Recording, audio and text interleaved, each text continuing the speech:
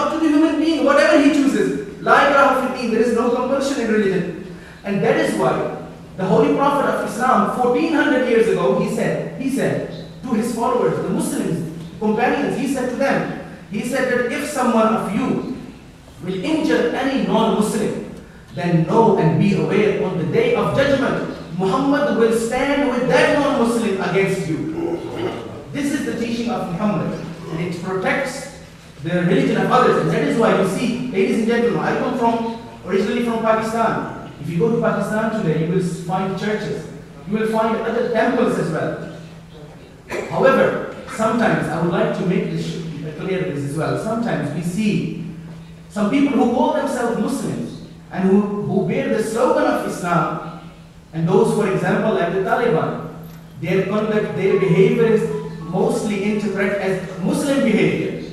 Let me tell you, ladies and gentlemen, their behavior, their conduct has nothing to do with Islam, has nothing to do with the teachings which Muhammad sent, which Muhammad taught his people, nothing to do with the Quran.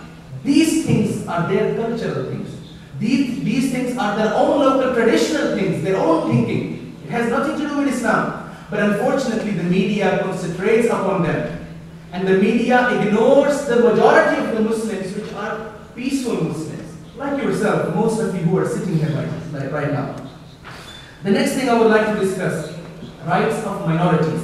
Islam even gives rights to minorities.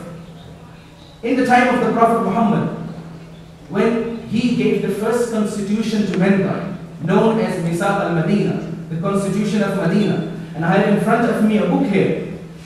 It's written by one of my teachers, the Constitution of Medina, in which he discusses the constitution of Medina, the state of Medina at that time. In this constitution, there are various articles which protect not only the religion, but also the life, also the wealth, also the possessions of minorities.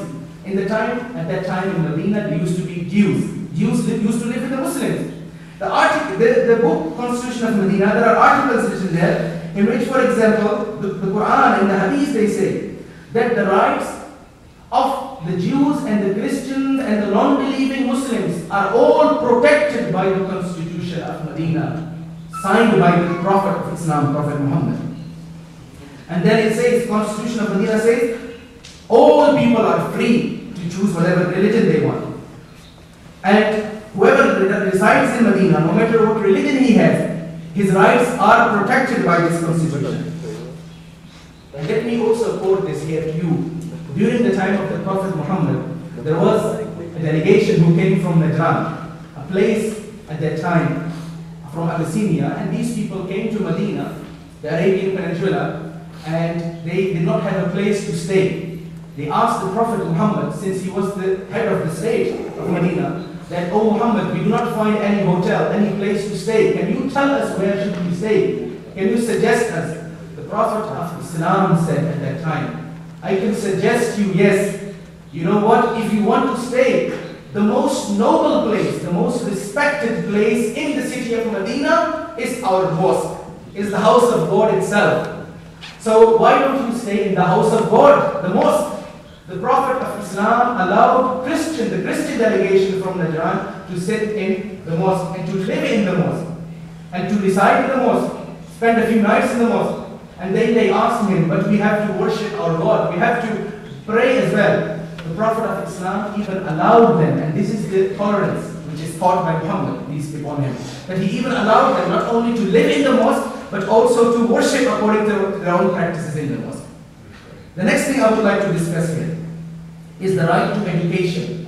It's a basic fundamental human right. Every human being has the right to educate himself. Now this right, ladies and gentlemen, is not only a right given in Islam, but it is a right which is very much promoted in Islam.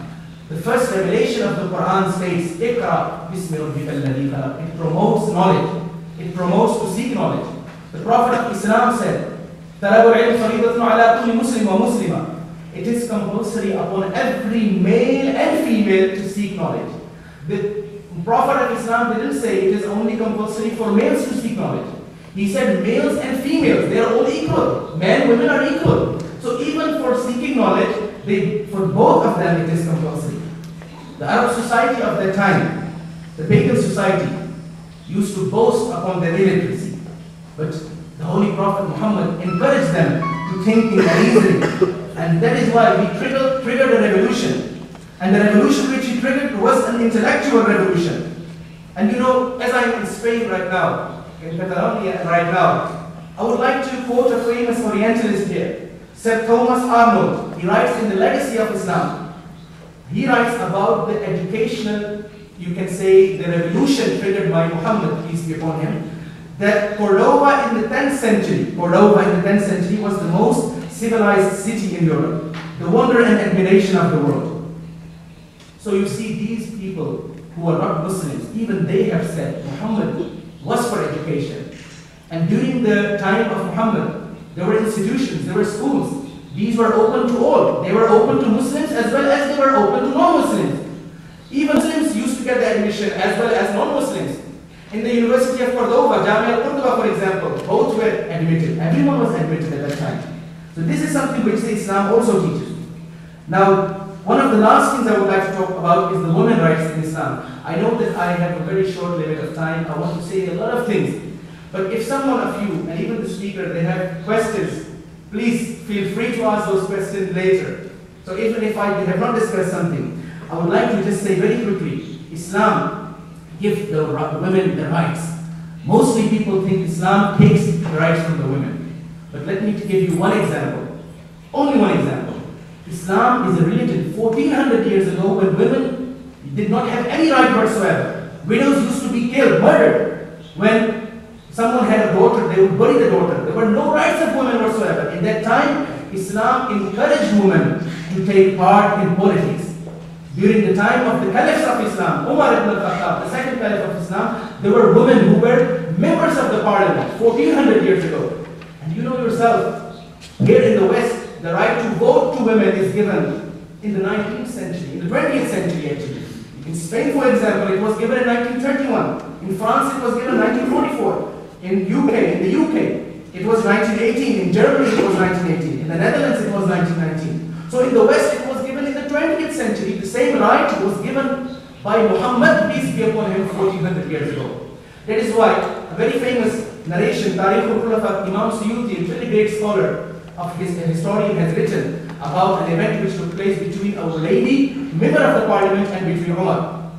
What happened is the lady, she challenged him when he was going with a bill to the parliament. She challenged him, and because of her challenge, Umar stopped the bill, and he said no, because it is opposed, and the lady is justifying, and she is justified in opposing this, so that is why he stopped it. Lastly, dear ladies and gentlemen, I would like to very quickly say that Islam is a religion which does not give rights of humans in only normal circumstances. Even in the time of chaos, when there is chaos everywhere, when people are worried, there is terrorism, there is worry in everyone. Even at that time, Islam gives rights to humans. And this is something which Islam has given, which no other religion has, no other society has given. You know yourself what happened after the war against terrorism.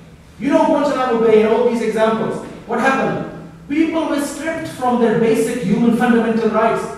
They are not given any choice whatsoever. But 1400 years ago, during the battles, the Battle of Badr is an example, the Prophet of Islam at that time, the prisoners of war, they used to be decapitated, they used to be killed normally. This was the custom at that time. But the Prophet Muhammad, he said, do not kill them.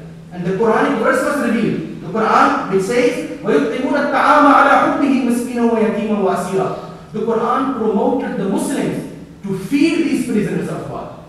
During the time of Muhammad, peace be upon him, there was a person who was a prisoner of war. He did not have a shirt. The Prophet of Islam said to the Muslims, this man is a prisoner of war, but he is still a human being. He does not possess a shirt. Give him your shirt. So one of the Muslims took the shirt off and gave it to this person who was a non-Muslim.